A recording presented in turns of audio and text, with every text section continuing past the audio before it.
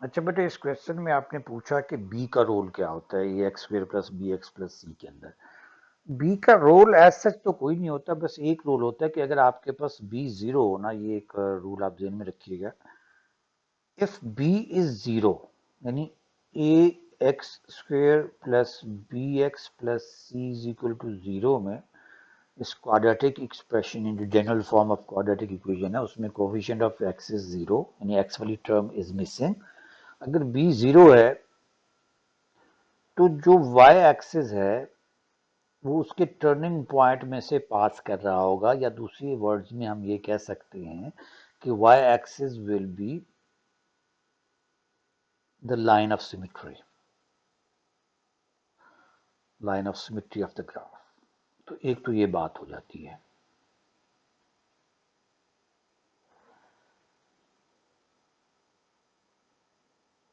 तो ये आपके पास है एक पॉइंट।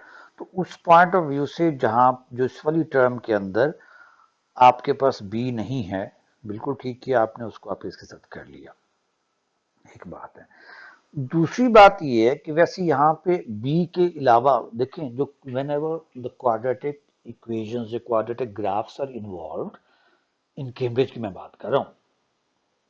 क्वाड्रेटिक ग्राफ्स जब इन्वॉल्व होंगे उसमें एक तो आपने कोफिशिएंट ऑफ एक्स स्क्वेयर के साथ आपने चीजें कंपेयर करनी है। स्केच की बात कर रहा हूँ, आइडेंटिफाई करने की। To identify a quadratic graph, the first approach is to see the coefficient of x square, यानी a का साइन देखना होता है। coefficient of x square के साइन पे डिपेंड करता है। अब इस केस में प्रॉब्लम ये कि वो वाली ऑप्शन उसने हमसे ले ली। ऑप्शन ले ली का मतलब क्या हुआ? बिकॉज इन दैट केस यही बात थी ना हमारे पास कि हमने देखना था कि whether the graph is opening upward or it is opening downward. That depends on the sign of coefficient of x square.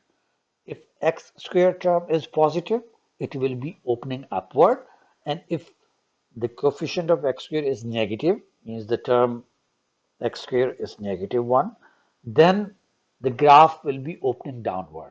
तो वो तो चीज इसमें से निकल गई, क्योंकि all three graphs, all four equations, हाँ जी, ऑल फोर इक्वेशंस वो जो गिवन है, all the four equations they are given have the positive coefficient of x square. तो इन अदर वर्ड्स, तो वो वाली बात तो हमारे साथ वो ऑप्शन उसने हमारे हमें नहीं रहने दी, वो उसको तो हम यूज नहीं कर सकते। सेकंड जो चीज आपको यूज करनी है वो इसके x intercept and y intercept होते हैं।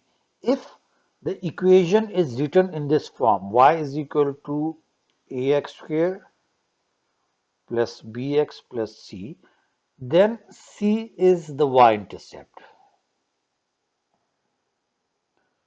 और वैसे भी आपको पता होना चाहिए कि to find y-intercept we put x is equal to 0। if you will substitute the value of x is equal to 0, x वाली टर्म तो खत्म हो जाएंगी, we will left with this c। तो यहाँ पे देखें, अगर आप देखें तो इस केस में पहली बात तो अब आपको इसमें देख लें, ये एक्स इंटरसेप्ट वाली बात, सॉरी वाई इंटरसेप्ट वाली बात होगी। नेक्स्ट चीज जो इन तीन चीजें होती हैं, कोफिशिएंट ऑफ एक्स स्क्वायर का sign, first thing, second thing is y intercept, and third is x intercept. तो इस केस में अब आप ये देखें कि अगर मैं यहाँ पे एक्स इंटरसेप्ट इसका पहले वाली इक्वेशन का फाइंड करना चाहूँ तो एक्स इंटरसेप्ट कैसे फाइंड करते हैं? By substituting the value of y is equal to 0। तो ये आपके पास x square minus two x is equal to 0 हो जाएगा। तो ये आप एक्स कॉमन लेंगे तो ये आप ये मेंटली भी कर सकते हो, मतलब विदाउट डूइंग दिस, मैं तो आपको समझाने के लिए कर रहा हूँ, ये चीजें आपको वैसे ही पता होनी चाहिए, मतलब इसमें कोई ऐसी बात नहीं है। तो आपके पास x जीरो होगा और x इज इक्वल टू 2 होगा। तो आपको देखते ही पता चल जाना चाहिए यहाँ पे कि इसके x इंटरसेप्ट जो है ना 0 और 2 हैं। जिसमें c नहीं होगा उसमें एक आपके पास x इंटरसेप्ट तो डेफिनेटली आपके पास 0 आ रहा होगा, क्योंकि x कॉमन आ गया। अच्छा जी, सेम इज द केस, नहीं same is not the same is the case with this one. ये थर्ड जो आपके पास इक्वेशन है इसमें भी आपके पास x जीरो आएगा, अगर आप इक्वल टू एक तो कॉमन आ गया, फिर दूसरा माइनस टू आ जाएगा। तो इसमें मतलब आपके पास 0 और -2 would be the y intercept, 0 और -2 हो जाएंगे। अब यहां पे आपके पास सिर्फ एक y इंटरसेप्ट आएगा, बिकॉज वो होगा 0, क्योंकि जब आप इसमें y0 पुट करेंगे तो x भी आपके पास 0 आ जाएगा। ठीक हो गया। और ये फोर्थ के अंदर आपके पास definitely x square will be equal to 1, क्योंकि 2x² - 2 is equal to 0 put करेंगे तो x² इज इक्वल टू 1 आ जाएगा, और x विल बी ±1। तो इसके अब ये देखिए x इंटरसेप्ट आपके हेल्प करेंगे कि कौन सी इक्वेशन किस ग्राफ की है। पहली बात ये है कि एक रूट आ रहा है इसका 0 0, ये तो आपके पास फट आ गया ना 2x²। वैसे तो मैंने आपको अभी भी बता दिया कि इफ b इज 0 तो वो उसका y इंटरसेप्ट होता है। एक तो वन रूट होगा इसका, तो ये एक जगह पे इंटरसेक्ट कर रहा है, तो ये आपके पास सीधा सीधा आप इसको इसके साथ मैच कर दोगे, ये इसके साथ मैच हो जाएगी। अब इसके अंदर देखिए हमारे पास यहाँ 0 2 वाला आ रहा है, तो 0 2 वाला तो ये आपके पास एक 0 है और एक 2 है, तो इसका मतलब ये है कि जो पहले वाली चीज है ये आपके इसके साथ करेगी।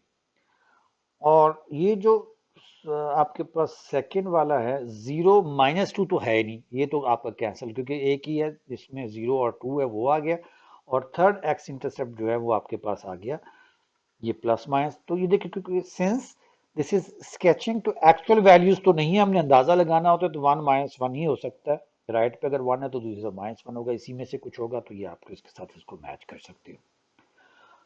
आई होप कि आपको ये समझ में आ गया होगा ये चीजें आपने, यानी क्वाड्रेटिक्स में either you will be using the sign of coefficient of x² और x intercepts and y intercepts.